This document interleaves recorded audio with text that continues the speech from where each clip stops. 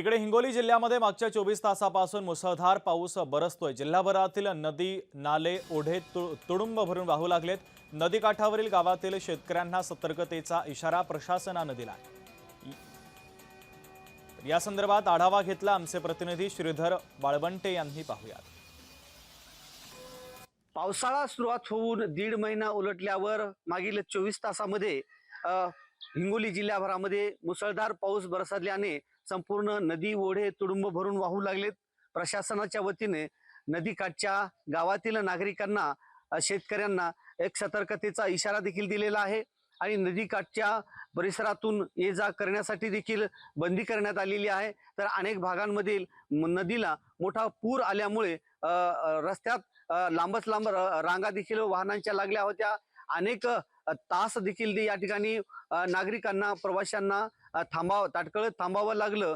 परंतु हिंगोली जिल्ह्याच्या प्रशासनाच्या वतीनं 103.9 इतकं मिलीमीटर पावसाची नोंद देखील करण्यात आलेली आहे आणि हिंगोली जिल्ह्यातील 30 मंडळापैकी 27 मंडळामध्ये समाधानकारक पाऊस झाल्याने अनेक भागातील शेतकऱ्यांना पिकांना मोठा दिलासा देखील मिळालेला आहे।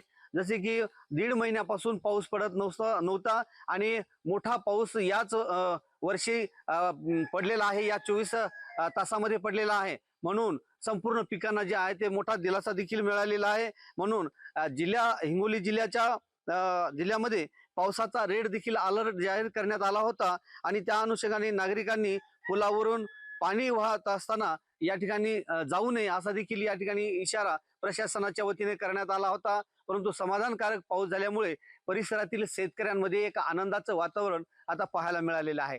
श्रीधर वाळवंटे, जय महाराष्ट्र न्यूज, हिंगोली।